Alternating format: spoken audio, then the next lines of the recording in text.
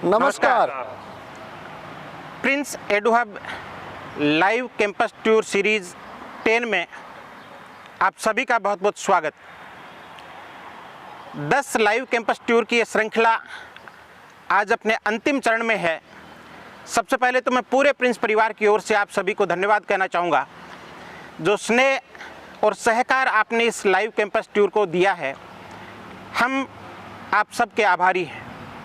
मैं एक निवेदन और आपसे करना चाहूँगा, ये श्रृंखला आपको कैसी लगी आप कमेंट करके ज़रूर बताएं, और अगर आपका कोई सुझाव है तो भी आप हमें ज़रूर बताएं, क्योंकि सुझावों से ही सुधार संभव है।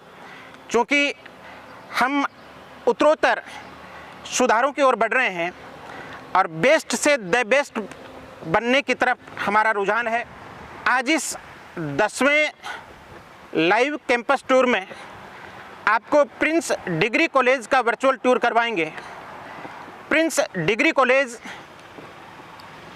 इस क्षेत्र का सबसे ज़्यादा प्रतिष्ठित और विश्वसनीय संस्थान है। किस रूप में है ये जब हम आगे बढ़ेंगे तो आपसे चर्चा के दौरान बताएंगे। आज इस टूर में हमारे साथ प्रिंस एडुहब के चेयरमैन डॉक्टर पीयूष जी सोंडा हैं। नमस्कार। ग्रुप के सीएमडी राजेश ढीलन सर हैं।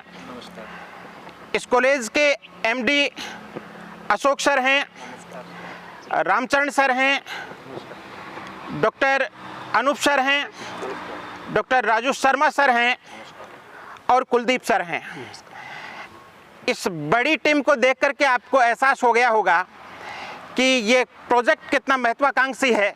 और मैं एक बात बहुत गर्व के साथ आपको बताना चाहूँगा, 1,32,000 स्क्वायर फीट का ये कंस्ट्रक्टेड कॉलेज अपने आप में जिस विशालता को समेटे हुए है, उससे कहीं ज़्यादा बेहतरीन रिजल्ट्स को और बेहतरीन एकेडमिक एक्सीलेंस को समेटे हुए है। तो डॉक्टर साहब, मैं चाहूँगा कि इस लाइव कैंपस टूर की आप शुरुआत करवाएं।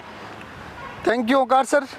अक्सर अपन देखते हैं कि कॉलेजेज में जब पढ़ाई होती है, बच्चा एडमिशन लेता है, तो मोस्टली कॉलेज में बच्चे का नाम दिखाने, एडमिशन दिखाने तक ही कॉलेज की जिम्मेदारियां सीमित रह जाती हैं और बहुत कम प्रतिशत कॉलेजों में कक्षाएं लगती हैं या काफ़ी जगह लगती भी नहीं है। लेकिन मैं बताना चाहूँगा कि प्रिंस कॉलेज है, ये हम स्टूडेंट्स के दिमाग में फर्स्ट डे से बैठाते हैं कि आपका एडमिशन कॉलेज की बजाय स्कूल में हुआ है। मीन्स आपका सिस्टम, आपकी क्लासेज, आपका डिसिप्लिन, आपकी पढ़ाई ठीक वैसे ही होनी है जैसे स्कूल में 6 आवर्स होती है। और इसके साथ एक बहुत महत्वपूर्ण चीज़, प्रिंस कॉलेज का जो वर्किंग सिस्टम है, जो एकेडमिक सिस्टम है, वो डिग्री प्लस कंपटीशन की थीम पे जी। यह राजस्थान का यूनिक कॉलेज है जिसमें एक बच्चे को कॉलेज समय में ही डिग्री प्लस कंपटीशन की थीम पर पढ़ने का मौका मिलता है। राजस्थान में आप एक भी ऐसा कॉलेज नहीं गिना सकते प्रिंस के अलावा जिसमें कॉलेज आवर्स में डिग्री प्लस कंपटीशन की थीम पर प्रभावी काम हो रहा हो जी। इसके बारे में आगे चलकर और डिस्कशन करेंगे। अपन इस कॉलेज के सामने अभी सेंट्रल गार्डन में खड़े थे, जहां बच्चों की स्कूल की तरफ प्रेयर असेंबली से दिन की शुरुआत होती है। कॉलेज के इधर मैं चाहूँगा कैमरामैन साथी दिखाएं। कैमरामैन ने बहुत सहयोग किया और बहुत कैंपस लाइव टूर करवाया। मैं चाह रहा हूँ कि ये अंतिम कैंपस लाइव टूर इस सेशन का लाइव टूर 10 है, तो एक एक चीज़ को दिखाएं। उधर आप देख सकते हैं बहुत ही शानदार गेस्ट हाउस बना हुआ है जी।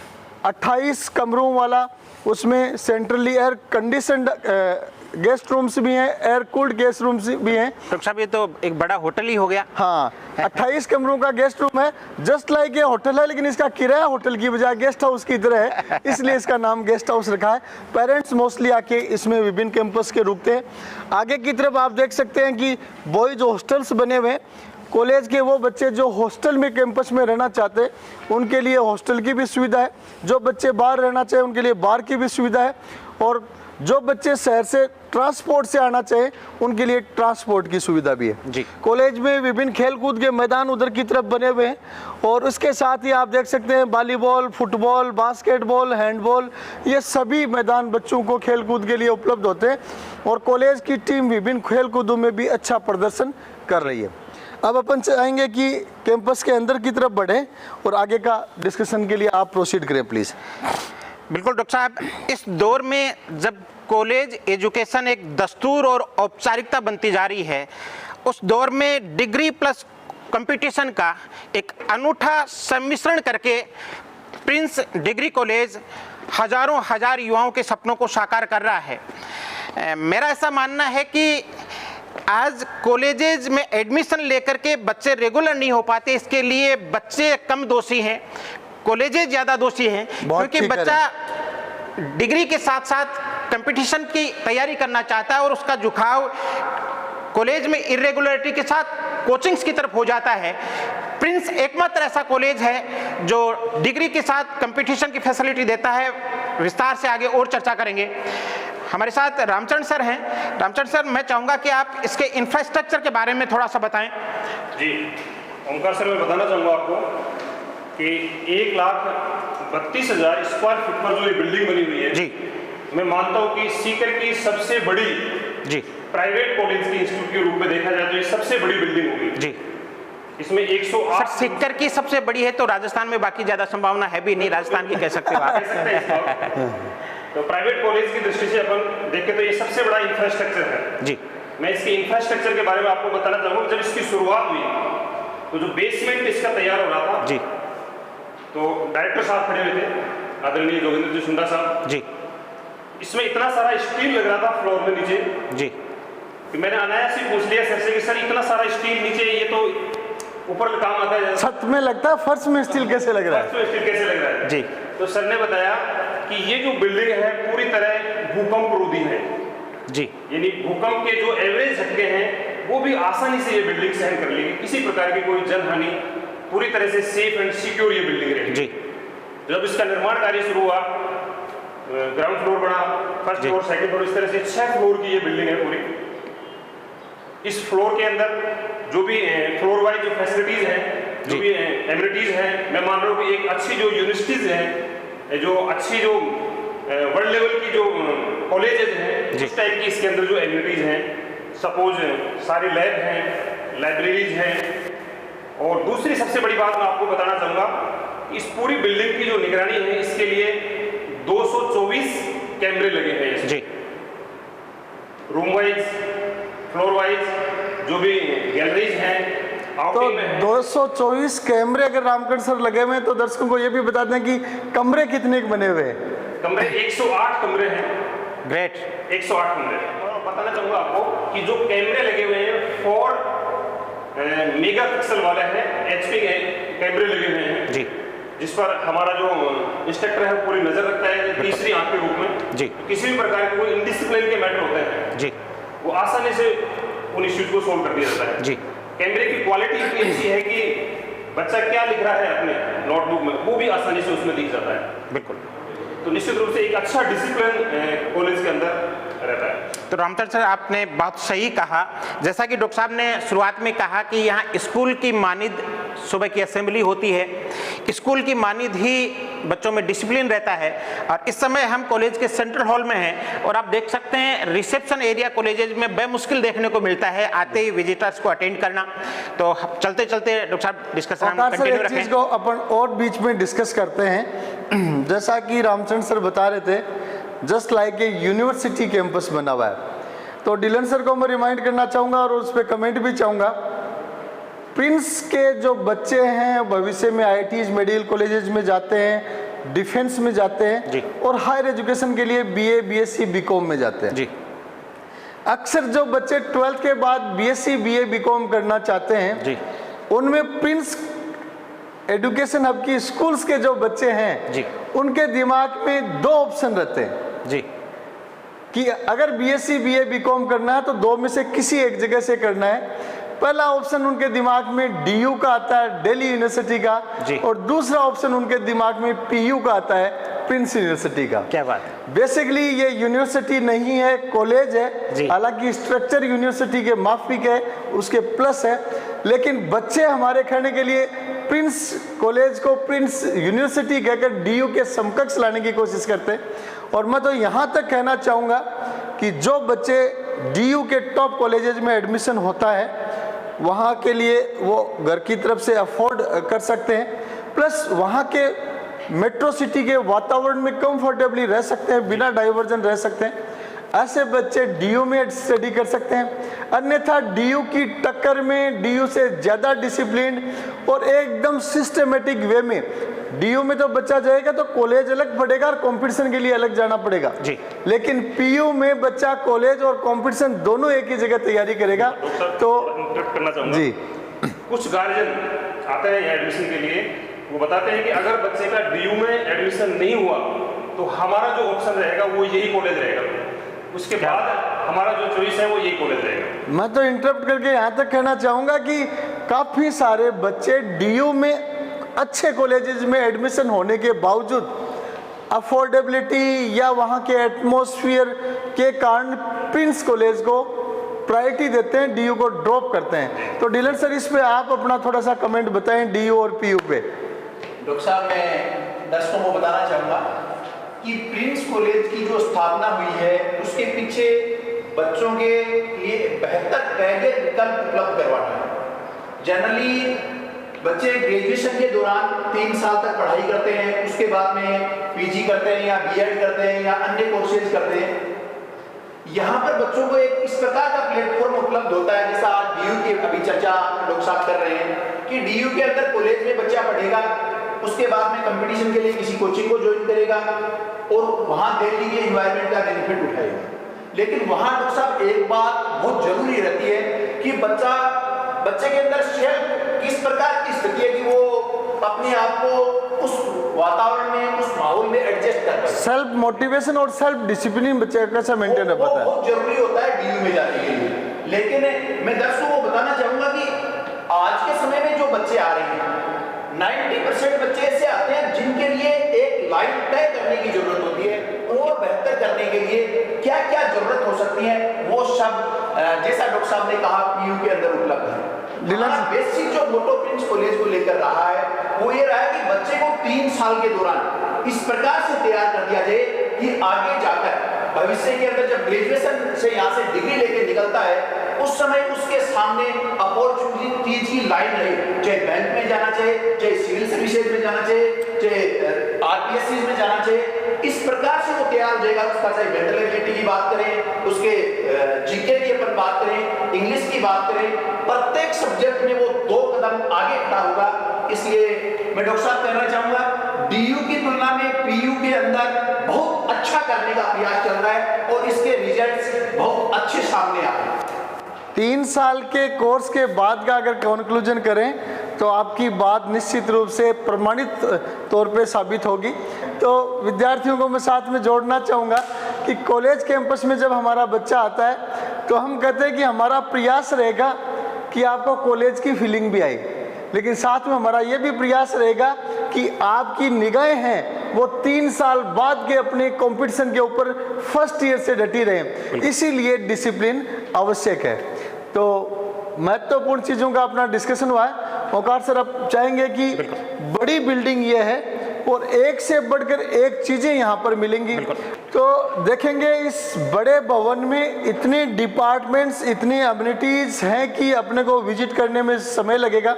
तो यहाँ पे हमारी सीनियर कोर टीम सभी लोग मौजूद हैं जो यहाँ का प्रबंधन, अध्यापन ये कार्य संभालते हैं। कॉलेज के अंदर यूपीएससी और आरपीएससी की तैयारी के लिए अलग से डिपार्टमेंट है।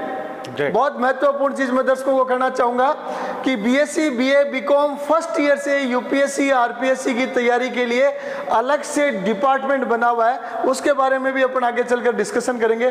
तो मैं चाहूंगा सर विजिट को आगे बढ़ाएं। बिल्कुल डॉक्टर साहब, आपने रामचंद्र सर ने, डीलन सर ने बड़े बड़े दावे किए कि हम डीयू के समकक्ष हैं। डीयू और जेएनयू वो कैंपस है जहां की बड़ी लाइब्रेरी से भविष्य के ब्यूरोक्रेट्स निकलते हैं, देश को चलाने वाले लोग निकलते हैं।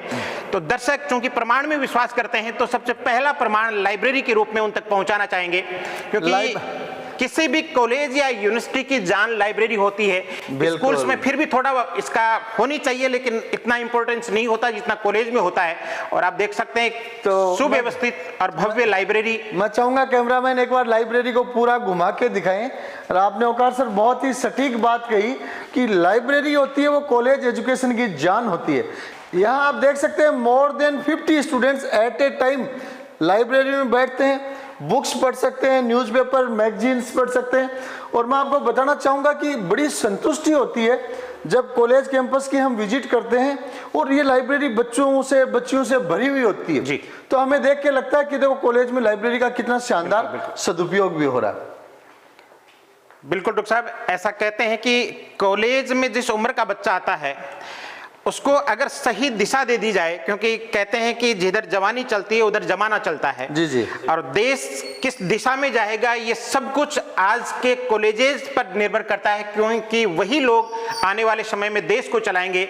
तो चाहे बात डिसिप्लिन की हो, चाहे बात एकेडमिक एक्सीलेंस की हो, सारा सब कुछ प्रिंस कॉलेज में आपको उपलब्ध रहेगा। आप देख सकते हैं, मैं चाहूंगा कैमरामैन थोड़ा सा घुमा के दिखाएं।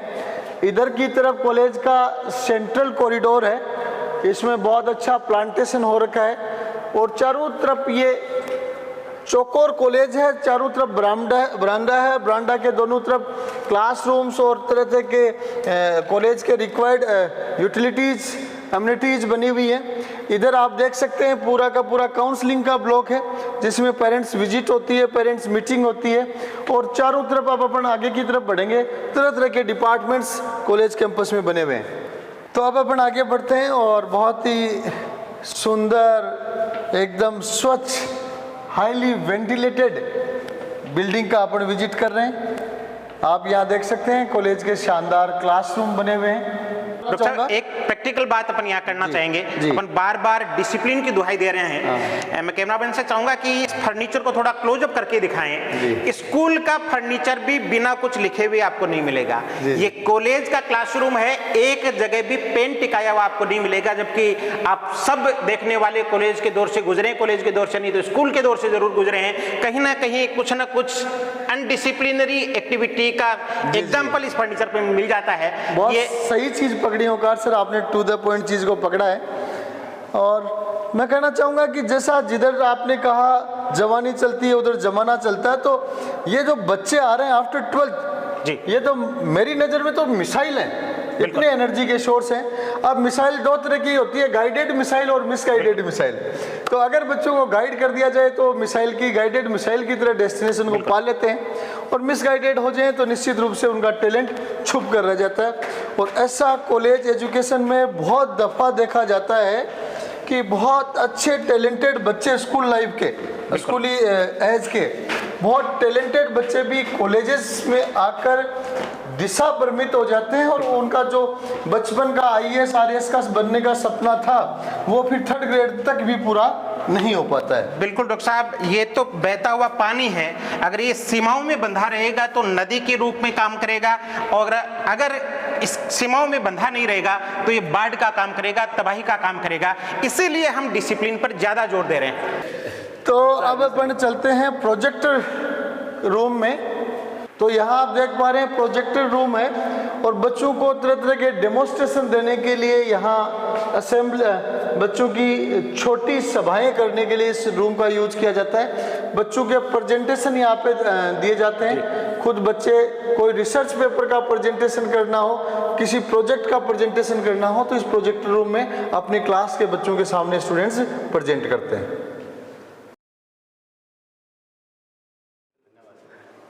बिल्कुल डॉक्टर साहब, लाइब्रेरी हो गई, क्लासरूम हो गया, एक बड़ा प्रोजेक्ट रूम हो गया।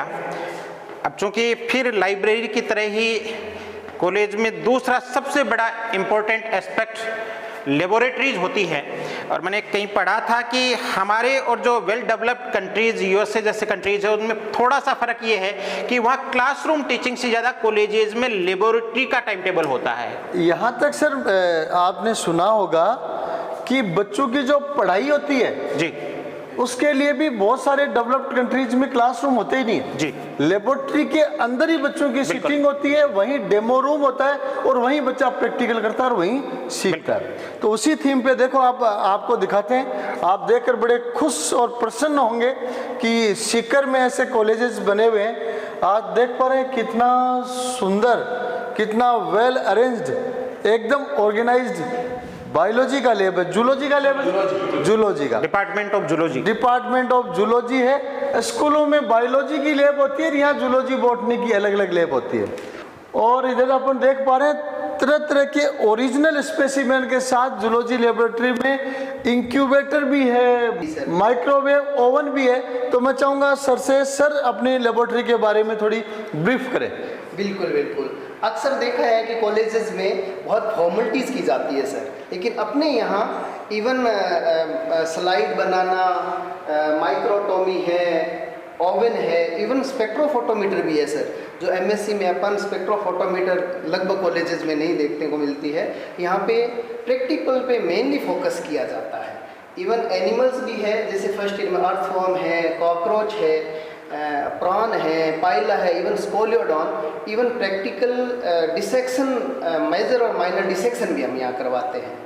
और इसके साथ साथ अपना यहाँ देख पा रहे हैं आप अलग अलग तरह के माइक्रोस्कोपिक एनिमल्स भी हैं, और स्लाइड वगैरह बनाना, ये सब भी यहाँ रेगुलर चलता है। तो आप जूलॉजी में हिस्टोलॉजी भी पढ़ाते हैं? जी जी जी सर। बहुत अच्छी बात है। देखो माइक्रोवेव है, इंक्यूबेटर है, स्पेक्ट्रोफोटोमीटर भी है। ये इंस्ट्रूमेंट्स अपने आप में बहुत महत्वपूर्ण इंस्ट्रूमेंट माने जाते हैं लेबोरेटरी पॉइंट ऑफ व्यू से, और बहुत ही रिच लेबोरेटरी अपन कह सकते हैं ये बनी हुई है। और देखो ह्यूमन स्केलेटन तो अपन ने पिछले लाइव टूर में दिखाया था, और इधर भी एक स्केलेटन है, ओरिजिनल स्केलेटन। मैं चाहूँगा हमारे कैमरामैन थोड़ा सा इधर फोकस करें। ये लिजार्ड का स्केलेटन है, छिपकली का स्केलेटन, लेकिन मुझे लगता है ये अपने वाली से थोड़ी बड़ी, काफी थोड़ी नहीं काफी बड़ी छिपकली है। कौन सी स्पीसीज है सर बताएं आप प्लीज? वेरेनस है। Thank you, thank you. Doctor साहब, यहाँ लेबोरेटरीज में आप देख पा रहे हैं कि बच्चे के लिए जैसे मेडिकल में आपने देखी है, एमबीबीएस कॉलेजों में आपने लाइब्रेरीज देखी है, लेबोरेटरीज देखी हैं। यहाँ आप एक अलग ही नज़ारा बच्चों के सामने पेश किया जा रहा है, जिसके अंदर असिस्टेंट प्रोफेसर और बच्चे इस प्रकार से अपनी भूमिका अदा कर रहे हैं कि उनके लर्निंग के लिए बहुत बेनिफिट साबित हो रही है। नो डाउट, अगर लेबोरेटरी में बच्चा वर्क नहीं करेगा तो सिर्फ रटेगा, और आज के दिन सारी चीजें बच्चा देख रहा है। देखो मैं कैमरामैन से चाहूंगा थोड़ा मटेरियल की तरफ भी करें। अच्छा, मटेरियल भी दिखाना चाहेंगे? ओहो ओहो ओहो, प्लीज प्लीज थोड़ा सा इधर आए सर, आप आए, आप आके बताएं, आप स्वयं बताएं प्लीज। देख पा रहे हैं ये प्रॉन, पूरा सा फिजियोलॉजी करते हैं इसमें। प्रॉन है, ये स्कोलियोडॉन है। ऊपर से सर खोल दीजिए। ये स्कोलियोडॉन है। मटेरियल की कोई कमी नहीं है, स्टूडेंट एक बार नहीं 2 बार करे, प्रॉपर मटेरियल मिलता है। आपने तो मुझे लगता है पूरा अंडर वाटर वर्ल्ड ही यहाँ जी सर समायोजित कर लिया पूरा। पैलीमॉन, वेरी गुड वेरी गुड। पूरा सर इंटरनल डिसेक्शन करवाते हैं। ये प्लास्टिक की बनी हुई है, ओरिजिनल है? This is original. ओरिजिनल है। जीवित है या मृत है? ये सर अभी तो मृत है। मृत है जी सर। बच्चों को पूरा एक्सपोजर मिल रहा है। जी सर, प्रैक्टिकली वो करते हैं पूरा। आप देख सकते हैं सर का ध्यान गया कि मटेरियल भी दिखाओ, क्योंकि जहाँ मटेरियल होता है वहाँ दिखाने की जिज्ञासा भी रहती है। डॉक्टर साहब, एक बात बताना चाहूँगा आपको कि जब हम एमएससी करते थे तो लगभग कोडेड के वर्क तो मिल जाते थे, लेकिन नॉन कोडेड के आप यहाँ देख रहे हैं कि जैसे प्रोटोजोआ, पोरिफेरा, प्लेटेलमेंथीज, एस्केलेमेंथीज, एनिलिडा, आर्थ्रोपोडा, मोलस, इकानोडर्मिडा, इन सभी क्लासेस की स्पेसिमेन है यहाँ पर। बहुत बढ़िया, बहुत बढ़िया। मतलब आपने एमएससी में जो नहीं देख पाए वो यहाँ देख पा रहे, तो क्यों नहीं आपको एक बार एमएससी फिर से करवा दी जाए पीयू में? ज़्यादातर कॉलेजों में ऐसा होता है कि आर्टिफिशियल स्लाइड दिखाई जाती है। जो प्रोफेसर होते हैं, लेक्चरर होते हैं, वो आर्टिफिशियल स्लाइड पे ज़्यादा फोकस करते हैं, लेकिन हमारे कॉलेज में यहाँ नेचुरल स्लाइड बनाई जाती है। जितने भी स्पेसिमेन है, कॉकरोच है, पाइला है, इनकी आर्टिफिशियल स्लाइड तो दिखाई ही जाती है, लेकिन प्रत्येक स्टूडेंट को साथ साथ में उनको नेचुरल स्लाइड बनाना भी सिखाया जाता है। हाँ, क्यों नहीं सिखाएंगे? जब इतने आपके पास स्टॉक पड़ा है तो क्यों नहीं सिखाएंगे? मुझे लगता है आने वाले समय में बहुत जल्दी ये पीयू एक अच्छा रिसर्च सेंटर भी बनेगा। डॉक्टर साहब, अशोक सर बार बार इस बात के ऊपर बहुत अच्छा फोकस देते हैं कि जो मेरी लेबोरेटरीज हैं उनके अंदर सामान के पॉइंट ऑफ व्यू से कोई कमी नहीं रहनी चाहिए। हाँ, अशोक सर बहुत डिवोटेड है। हम ये चाहते हैं हमारी लेबोरेटरीज इतना रिच होंगे कि आने वाला देखे कि हमने ऐसे लेबोरेटरीज अभी देखी नहीं राजस्थान में।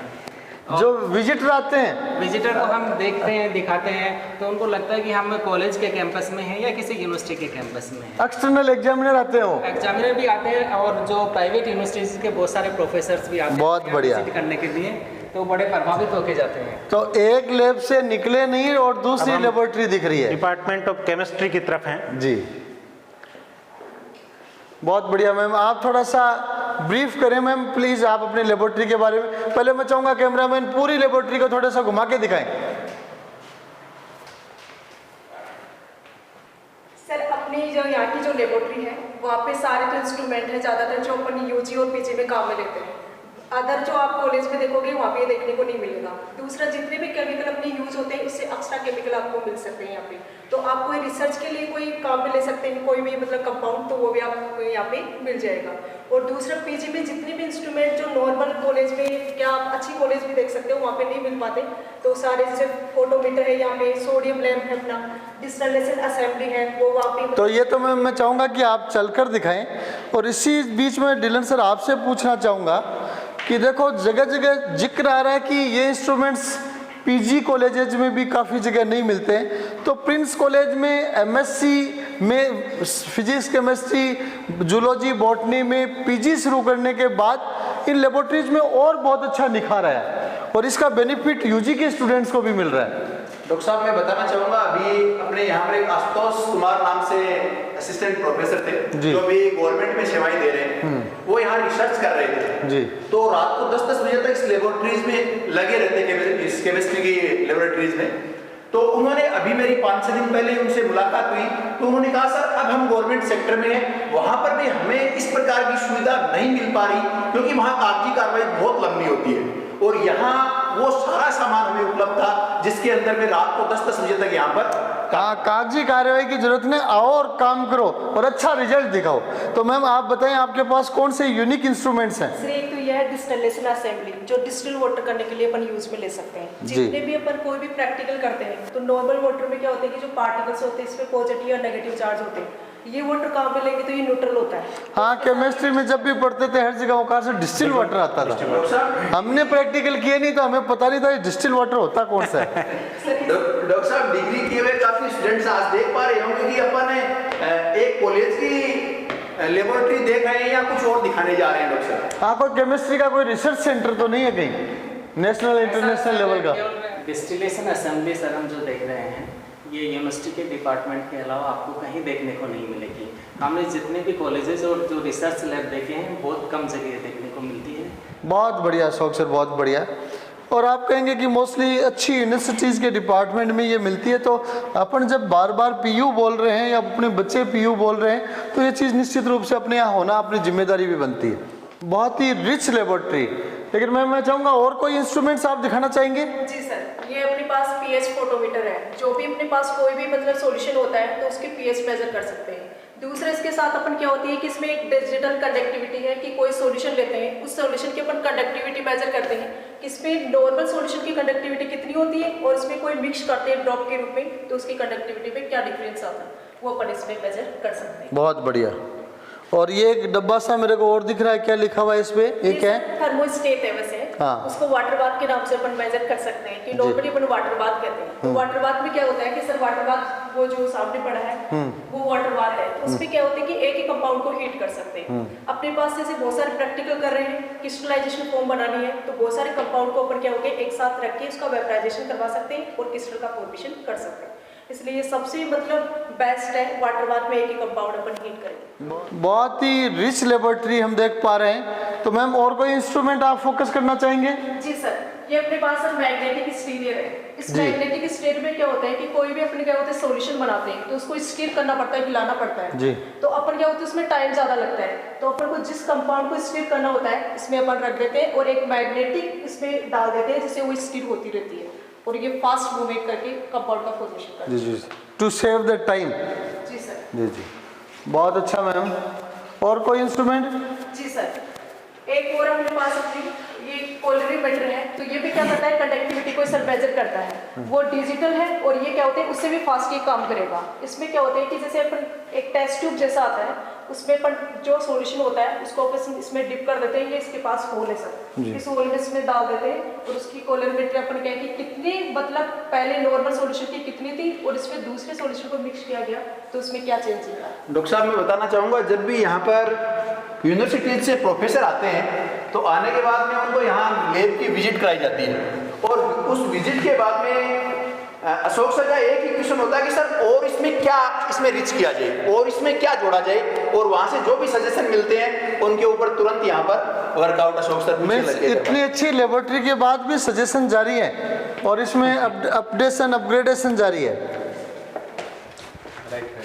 इसीलिए अपन कह सकते हैं कि बच्चे DU एंड PU शब्द का इस्तेमाल क्यों करते हैं DU के साथ। जैसे जैसे हम आगे बढ़ते जा रहे हैं, शुरुआत में जो दावे और वादे लग रहे थे वो अब धीरे धीरे वास्तविकता बनते जा रहे हैं, क्योंकि इतनी रिच लेबोरेटरीज, इतनी रिच लाइब्रेरी आज के उस दौर में जब कॉलेजेस कागजों में ही चल रहे हैं, बच्चे भी कॉलेज में कागजों में ही हैं, बाकी धरातल पर बहुत कम चीजें देखने को मिलती है। उस दौर में यहाँ हर चीज आप धरातल पे देख रहे हैं। बिल्कुल धरातल पर है। जी जी, आ जाएं प्लीज। तो एक के बाद एक फ्लोर चढ़ते जा रहे हैं। हर फ्लोर पे laboratory, classroom, demo room, staff room बने हुए हैं। और जैसा रामचरण सर ने बताया कि 108 रूम बने हुए हैं इस बिल्डिंग में, तो अपन 108 का भ्रमण तो लाइव में करवा नहीं सकते दर्शकों को, तो लिमिटेड चुनिंदा चीजों को अपन दर्शकों तक वैरायटी पहुंचाने की कोशिश करें।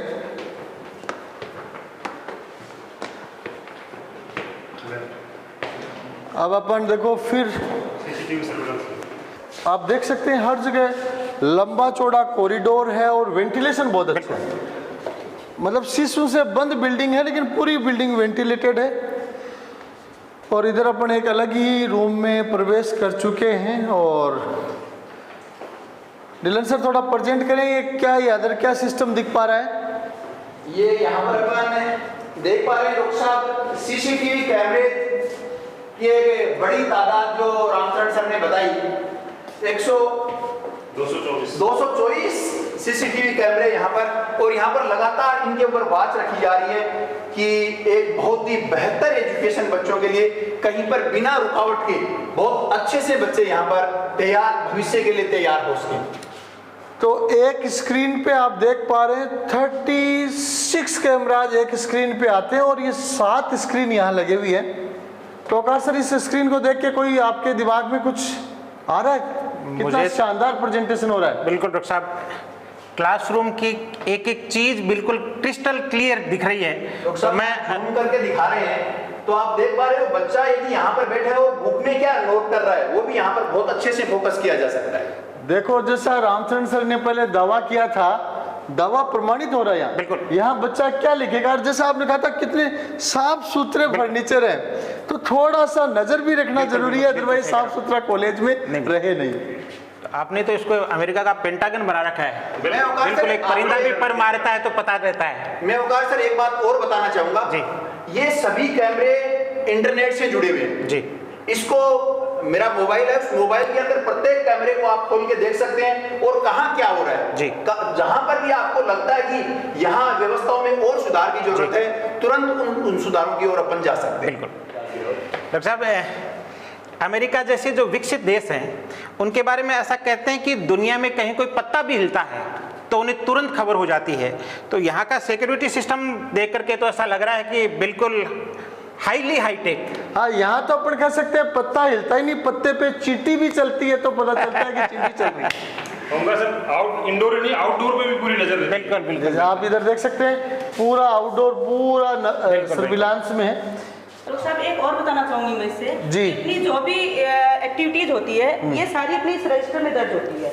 रजिस्टर भी मेंटेन कर रखा है, ऑन रिकॉर्ड है सब कुछ। इससे टीचर की परफॉर्मेंस और समय का सदुपयोग और स्टूडेंट्स की एक्टिविटीज जी, कौन सी क्लास किस टाइम शुरू होती है, जी किस सर। टाइम एग्जिट होता है, जी सर। सारा डाटा मेंटेन है। और इतना डाटा मेंटेन होने के बाद तो ये CCTV 5 PTI का काम कर लेती है मेरे हिसाब से। बिल्कुल डॉक्टर साहब, लेकिन मैं एक चीज डॉक्टर साहब जोड़ना चाहूंगा, बच्चे इसको देख करके थोड़े डर नहीं जाएं कि इतना स्ट्रिक्ट डिसिप्लिन है क्या। ऐसा कहते हैं कि सितार के तारों को इतना भी ढीला मत छोड़ो कि वो बज ही नहीं पाए और इतना भी टाइट मत करो कि वो टूट ही जाएं। इसलिए ये सिर्फ एक अच्छे एकेडमिक एनवायरनमेंट को बनाने के लिए ये सारी चीजें हैं। न हम बहुत ज्यादा हार्ड हैं न बहुत ज्यादा स्मूथ है, हर बच्चा अपने टाइम का सही यूटिलाइजेशन कर पाए और जिस पर्पज के लिए वो कॉलेज में आया है उस पर्पज को सॉल्व कर पाए। बच्चों को आते हैं हम कहते हैं कि देखो हमारा प्रयास रहेगा कि आपको कॉलेज की फीलिंग भी दें जी। ये श्योर करते हैं कि आपको कॉलेज की फीलिंग भी आएगी और साथ में आपके दिमाग में, आपके दिलो दिमाग दोनों में 3 साल बाद का आपका टारगेट हर टाइम बैठा रहेगा। लेबोरेटरीज की तो भरमार ही कर रखी है सर। बॉटनी की लेबोरेटरी बनी हुई है पूरी की पूरी अलग से। तो मैम आप अपनी लेबोरेटरी के बारे में थोड़ा कैमरे के सामने ब्रीफ करें, क्या क्या स्पेशलिटीज़ आपकी लेबोरेटरी की हैं? सर कंप्लीटली बॉटनी लैब के अंदर अपना ब्रायोकाइट्स, फंगस, एल्गी, सारे स्पेसिमेन, सारे स्पॉटिंग्स अपने पास अवेलेबल है, अच्छे इक्विपमेंट्स हैं। और इसके अलावा भी हम मतलब कि बच्चों को भी मतलब कि इंग्लिश मीडियम, हिंदी मीडियम के हिसाब से उनको जो स्पॉटिंग वगैरह भी हम करवाते हैं उसका भी अलग अलग डिस्क्रिप्शन है अपना, कि भाई एक सिमिलर डिस्क्रिप्शन हम उसके अकॉर्डिंग उनको नहीं एक्सप्लेन करेंगे, मतलब कम्प्लीटली अलग अलग उनको डिस्क्राइब करते हैं। आप सुन सकते हैं कि प्रिंस कॉलेज में इंग्लिश मीडियम और हिंदी मीडियम दोनों के बच्चे हैं जी। तो कंटेंट से लेबोरेटरी का हो चाहे क्लासरूम का हो, इंग्लिश मीडियम को पूरा का पूरा इंग्लिश में दिया जाता है, हिंदी मीडियम को हिंदी में दिया जाता है जी। और कॉलेजों में ये होता है इंग्लिश मीडियम हिंदी मीडियम की क्लासें अलग अलग नहीं होती, और यहाँ प्रिंस कॉलेज में बच्चे को ये एक सुविधा मिलती है कि वो हिंदी मीडियम के बैच में अलग पढ़ सकता है, इंग्लिश मीडियम के बैच में अलग पढ़ सकता है। यहाँ एक चीज मैं और पॉइंट आउट करना चाहूँगा कि जैसा डिलन सर ने कहा हिंदी और इंग्लिश मीडियम अलग अलग होना, तो ये अपने आप में नंबर ऑफ स्टूडेंट्स अच्छा रहता है, टीचर्स अच्छे हैं, बच्चे अच्छे हैं, तो पूरा काम सिस्टम से ही होता है। ह्यूमैनिटीज में, आर्ट्स में अक्सर बच्चों का एडमिशन कॉलेजों में इंग्लिश मीडियम का भी हो जाता है हर कॉलेज में, लेकिन क्लास उनको इंग्लिश मीडियम की कभी नहीं मिलती है।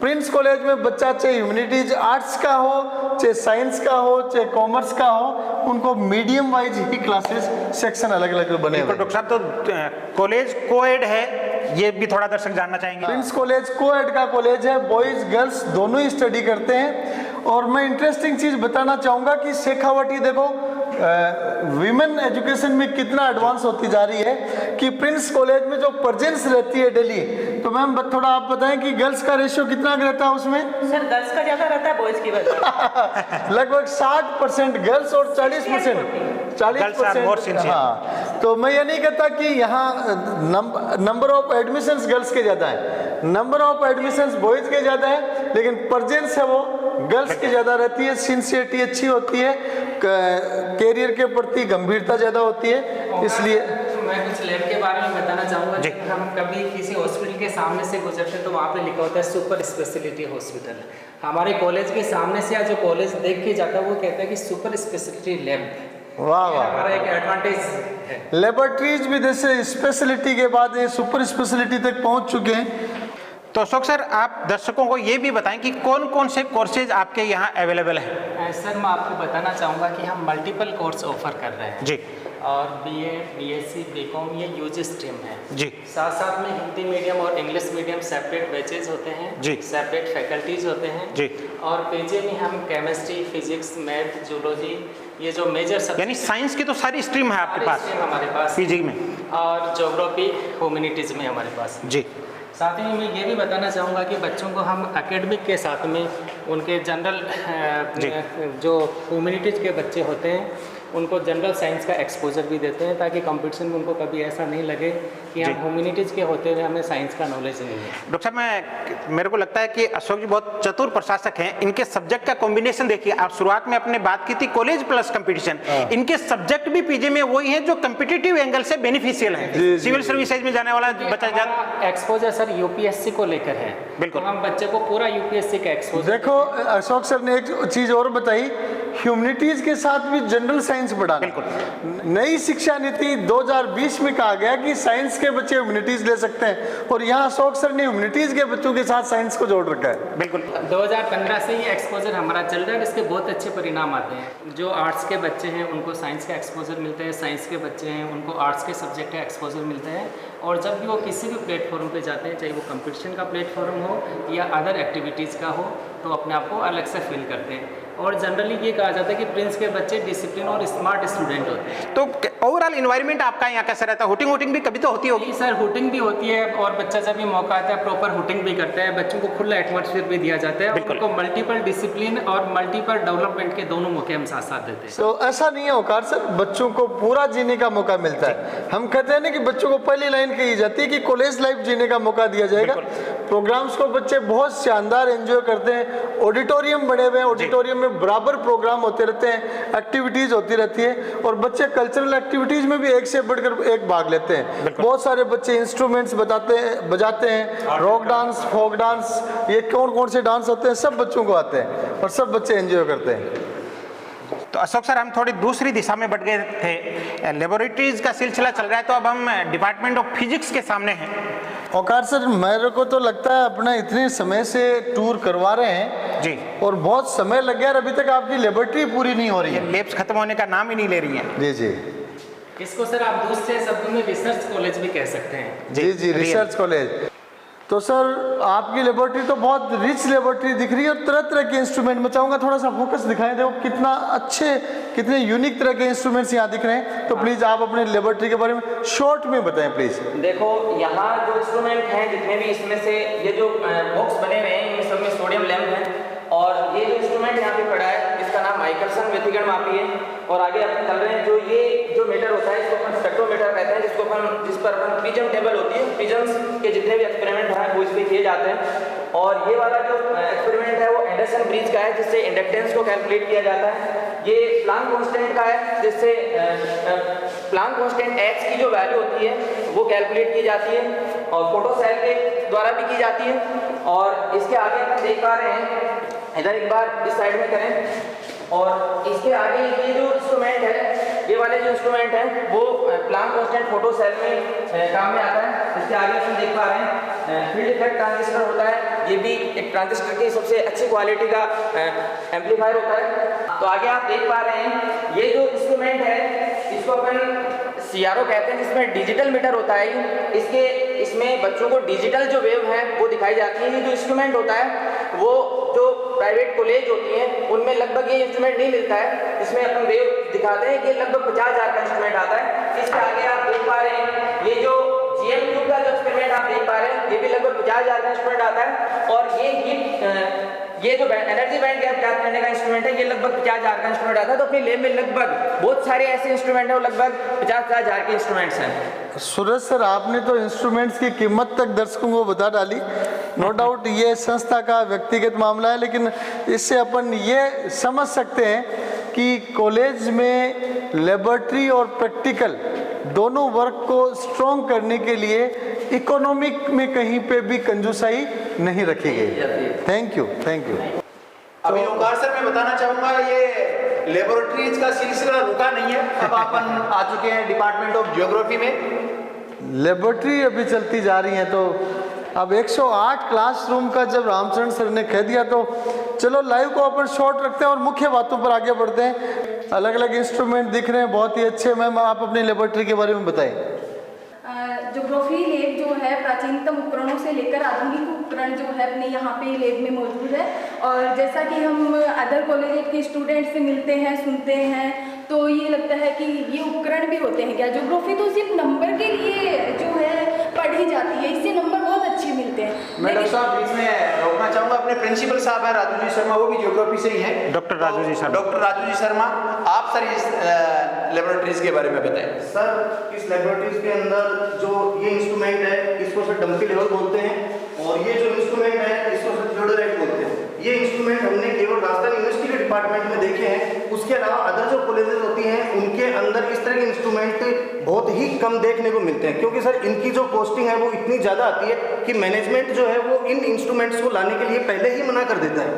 वो यूँ बोल देते हैं कि ठीक है आप बच्चों को थोड़ा सा डेमो वैसे दे दीजिए। हाँ, ज्योग्राफी में नंबर अच्छे दिला देना। जी सर, जी सर, जी सर। जैसा मैम कह रहे थे, एक बहुत महत्वपूर्ण चीज़ मैंने मैम की बात से पकड़ी कि अक्सर ज्योग्राफी को लोग मार्क्स लाने का सब्जेक्ट समझते हैं, लेकिन ज्योग्राफी अपने आप में साइंटिफिक सब्जेक्ट है और ज्योग्राफी में एमए होने के साथ ज्योग्राफी में एमएससी भी होती है। तो ऐसे साइंटिफिक सब्जेक्ट में लेबोरेटरी रिच होना भी अपने आप में बहुत आवश्यक है। सर हम पीजी के स्टूडेंट्स को इन इंस्ट्रूमेंट्स के साथ में सर्वे के लिए लेके जाते हैं ग्राउंड के अंदर, और रोड किस तरीके, सड़कें किस तरीके से निर्माण होता है, रेल मार्ग किस तरीके से निर्माण होता है, उनका लेवल किस तरीके से नापना होता है। तो मुझे लगता है ज्योग्राफी की लेबोरेटरी के माध्यम से आप बच्चों को सेमी इंजीनियर भी बना देते हैं। सड़कों का निर्माण तल देखना, रेलवे का देखना, मतलब वो सेमी इंजीनियर बन रहा है बच्चा आपका तो। जी सर, जी sir. Chain and tape survey और इस तरह के सर्वे होते हैं जिनमें पूरी जो लैंड होती है उसको नापना, पूरे खेत को नापना,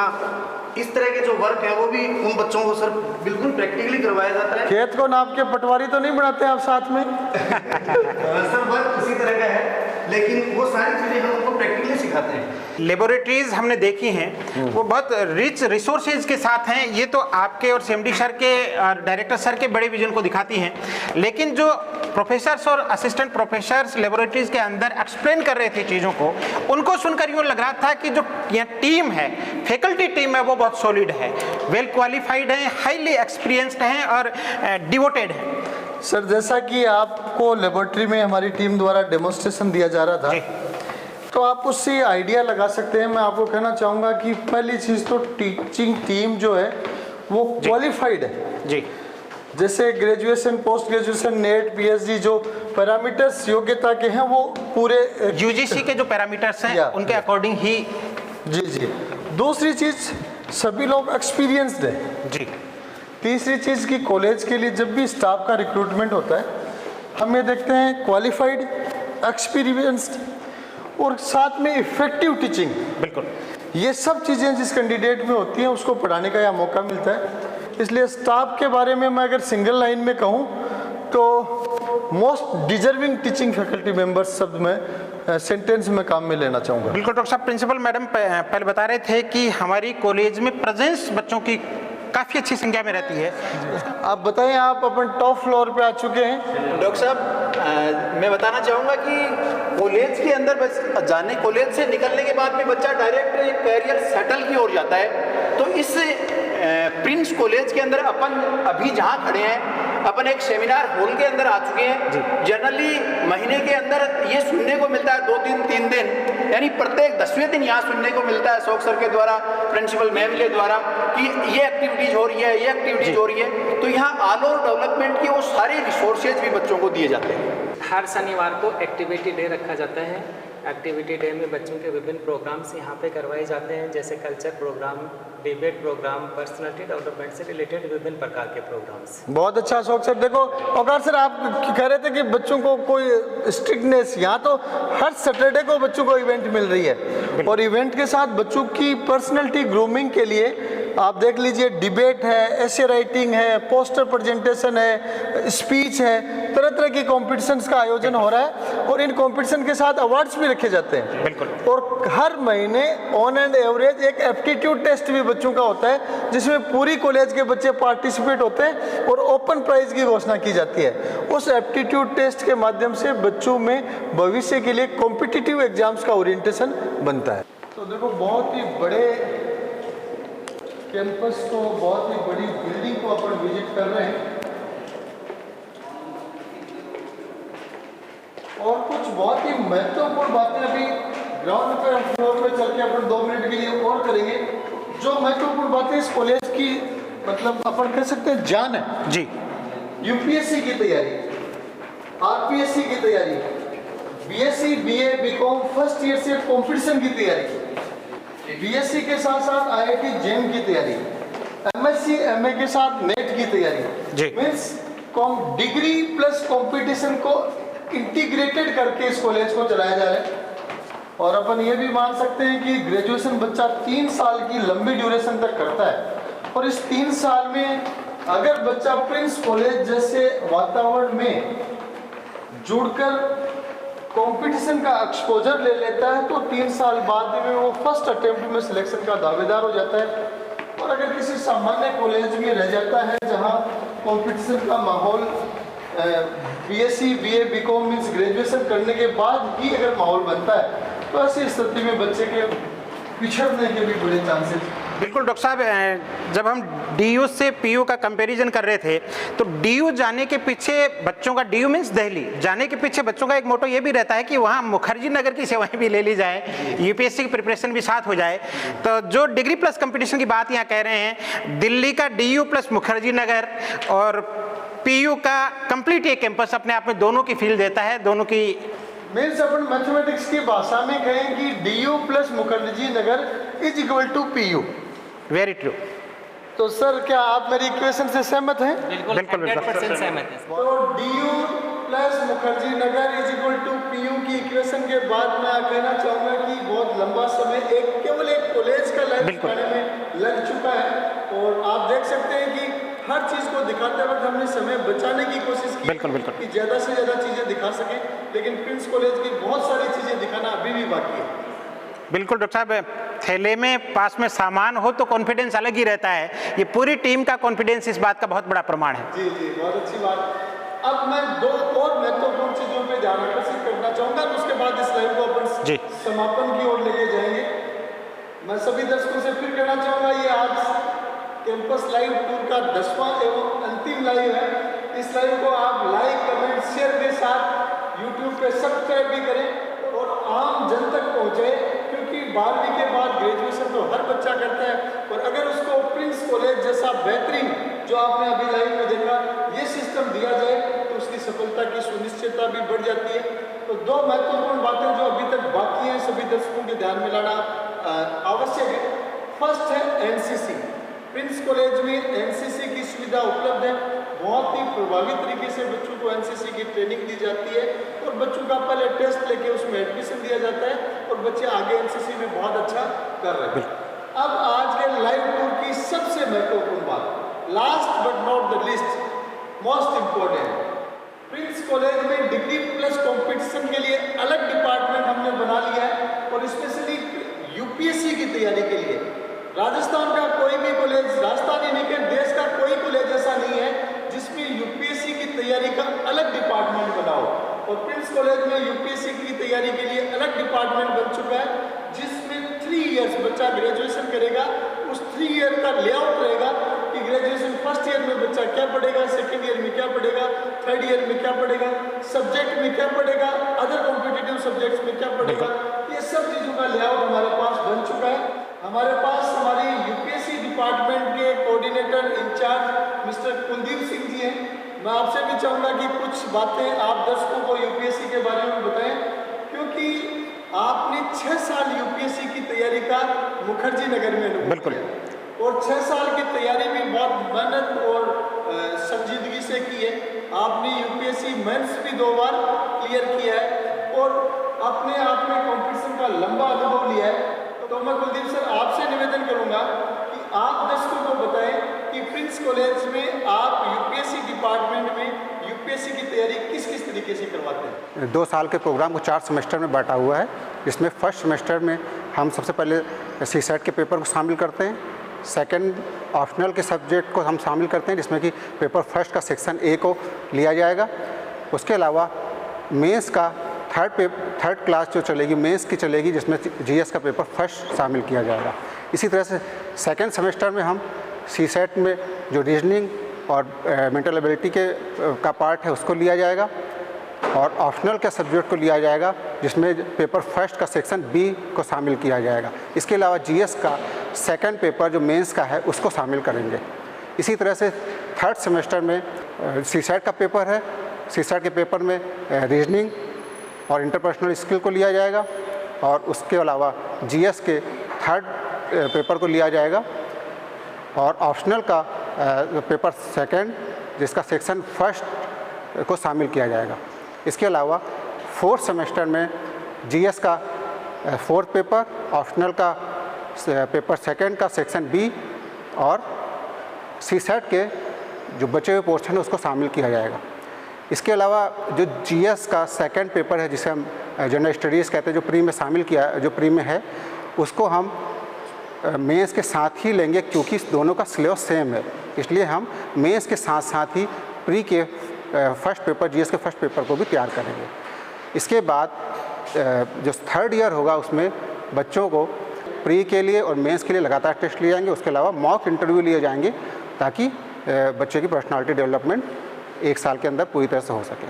बहुत अच्छा कुलदीप सर, आपने इतनी लंबी चौड़ी चीज़ें बताई तो उससे अपने आप में जाहिर हो रहा है कि बहुत ही सिस्टमेटिक प्लान आपके पास है और उस प्लान के साथ बच्चों को तैयारी करवाई जाएगी। एक बार फिर मैं इस लाइव के माध्यम से सभी दर्शकों को, सभी स्टूडेंट्स को, सभी अभिभावकों को कहना चाहूँगा कि जिन बच्चों का भविष्य में यूपीएससी, आरपीएससी की कॉम्पिटिटिव एग्जाम्स क्रैक करने का लक्ष्य है और जो बच्चे आगे बीएससी, बीए, बीकॉम में जाने वाले हैं, उनके लिए मैं दावे के साथ कह सकता हूं कि आने वाले समय में प्रिंस कॉलेज देश के सर्वश्रेष्ठ कॉलेज का विकल्प साबित होगा और कॉम्पिटिटिव एग्जाम्स का 3 साल में इतना अच्छा बैकग्राउंड आपका तैयार हो जाएगा।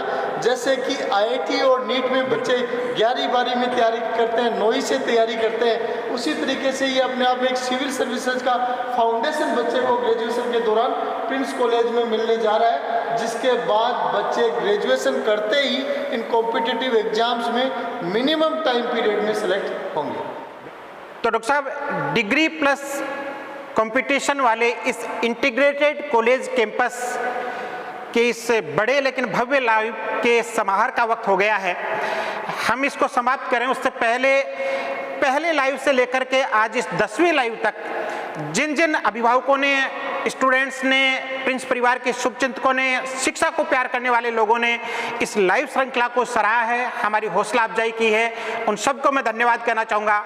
मैं तो ये कहूँगा कि दिल ये कहता है कि काम ना कर, वक्त का तकाजा है कि आराम ना कर, और उठ जाग बांध ले कमर ए दिल नादा, आगाज को शर्मिंदा ए अंजाम ना कर। जितना बेहतर इस लाइव श्रृंखला का हमने आगाज किया था पीसीपी पालवास रोड कैंपस के साथ, उससे कहीं बड़ा और भव्य अंजाम इस लाइव श्रृंखला का आज इस प्रिंस डिग्री कॉलेज के साथ कर रहे हैं। आप सभी का बहुत बहुत आभार, बहुत बहुत शुक्रिया, सबको धन्यवाद, सबको नमस्कार।